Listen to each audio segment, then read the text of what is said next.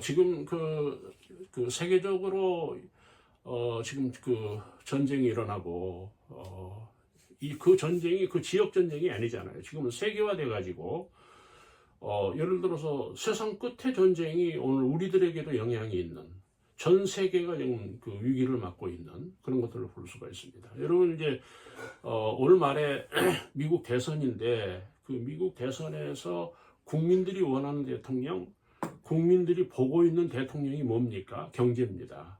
뭐 능력이고 뭐 이제 그런 게 아니고, 또 뭐 어디 사람이냐, 뭐 어떤 그 성향이냐가 아니라 누가 경제를 풀 수 있느냐, 누가 경제에 대한 아이디어가 있느냐, 누가 경제에 대한 에너지를 가지고 있느냐, 그거를 지금 미국인들이 보는 겁니다. 사실은 미국 사람들이 현명하잖아요.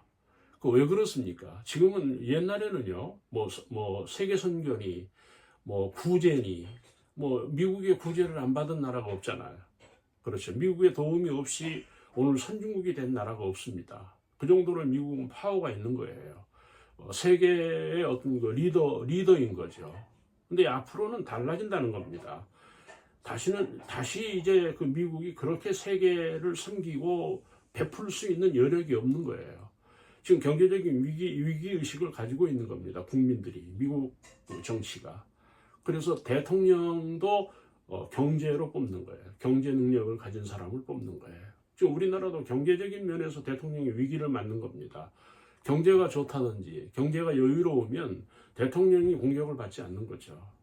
그런 거. 그러니까 앞으로 미국을 보면 이 세계의 흐름을 볼 수가 있는 거예요. 미국은 어디로 가는 겁니까? 민족주의로 갑니다. 자국 우선주의입니다.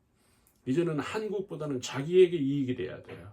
이제는 세계 선교보다는 자기들이 잘 살아야 돼요.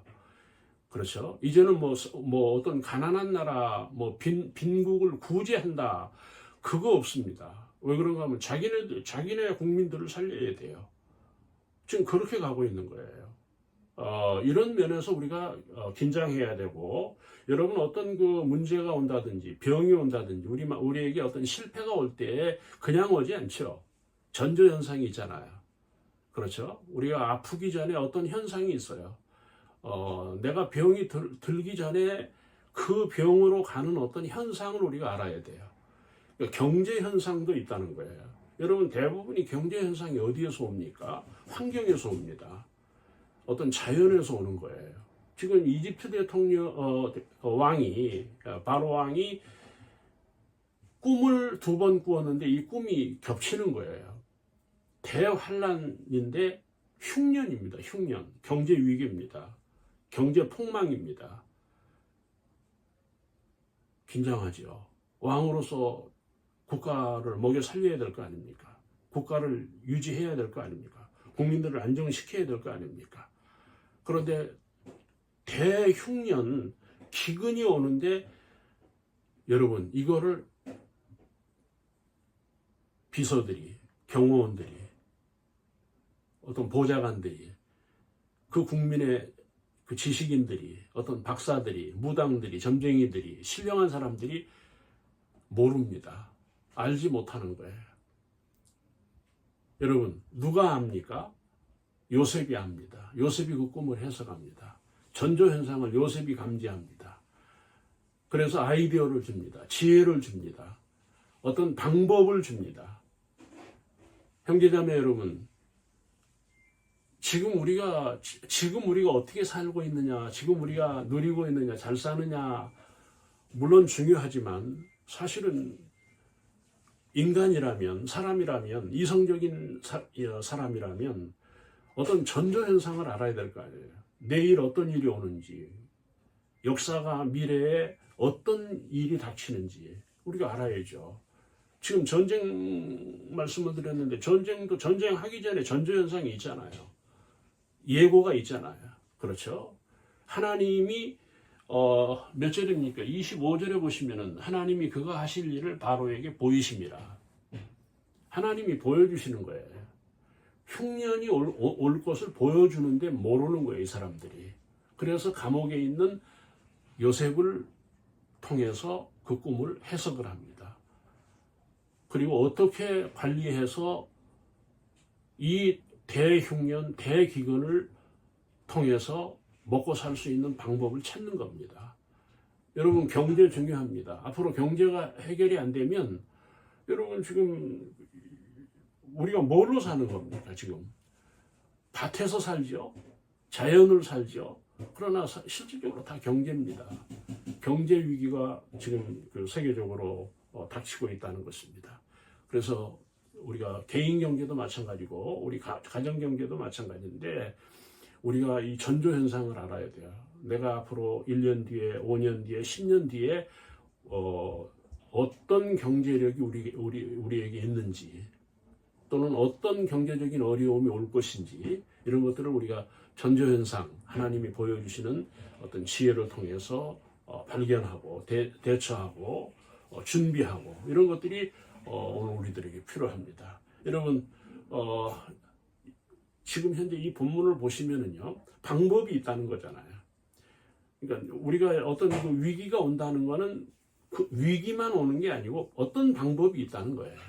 그래서 우리가 기도하는 것도 바로 그런 원인일 수도 있고, 정말 우리가 뭐 과학도 무시할 수가 없고, 나아가 우리가 하나님의 지혜를 필요로 하다는 겁니다. 요셉이 마찬가지로 왕의 겹치는 꿈을 해결해주는, 답을 주는 그런 것들을 볼 수가 있습니다. 형제자매 여러분, 오늘 우리가 방법이 있다고 그랬는데 그 방법이 뭡니까? 사람입니다. 어떤 사람? 요셉입니다. 물론 세상에 지식인들이 많죠. 전문가들이 많고 연구하는 사람들이 많아요. 정말 박사들이 많죠. 그러나 그것만 가지고는 미흡하다는 거예요. 지금 이집트가 그렇잖아요. 그래서 감옥에 있는 자기네 나라 사람도 아니야. 뭐 공부하는 사람도 아니고 뭐 큰 대국의 사람도 아닌 약소국가, 식민국가인 유다의 소년 요셉을 왕이 픽업합니다. 그의 지혜를 받는 거죠. 오늘 우리에게도 경제적인 지혜가 있기를 바랍니다. 그래서 앞으로 저도 이제 그 노년으로 가는 나이인데 노년 경제에 대해서 저도 고민하고 있고 연구하고 있고 생각하고 있어요. 어떤 대안을 찾고 있거든요. 그렇죠. 그러니까 우리가 지금 현재 올해 날씨를 보면 무서워요. 지금 그 전 세계가 지금 긴장하고 있잖아요. 이런 식으로 가면 세계 경제가 무너진다는 거거든요.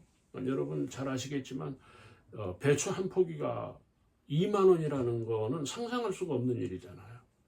그렇죠. 어제 그 친구들 모임에서 밥을 먹는데 김치가 없더라고요.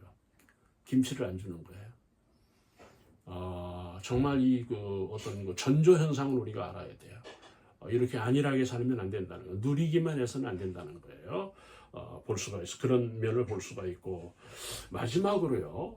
여러분, 우리가 어떻게 해서 어떤 기근, 경제적인 위기, 다시 말하면, 흉년을 감당할 수 있느냐, 또는 피해갈 수 있느냐 하는 문제는 사람이에요. 그 사람을 다스릴 수 있는. 제가 한번 읽겠습니다. 33절에 보시면은 사람을 택하여 애굽 땅을 다스리게 하시고, 지금 사람 다스리는 거 어려워요. 그렇죠? 우리가 애들을 다스리기가 어렵듯이 대통령이 지금 사람을 관리를 못하는 거예요. 다스리지 못하는 거예요. 우리 정부가 지금 사람을 관리를 못하는 거예요. 그 사람들을 다스리지 못하고 있는 거예요. 여러분, 이집트에 훌륭한 사람들이 얼마나 많습니까? 그러나 그 사람들이 다 개체입니다. 다 각자입니다. 이 힘을 모으지를 못하는 거예요. 그런데 요셉은 다스리는 능력이 있는 거예요. 우리가 다스려야 돼. 내 자신을 다스려야 되잖아요. 그렇죠? 내 생활을 다스려야 돼요. 우리가 경제를 다스릴 수 있는 그런 지혜가 요셉처럼 우리에게 있어서 우리도 다른 사람의 경제에 유익한 그런 역할자가 되기를 바랍니다. 감사합니다.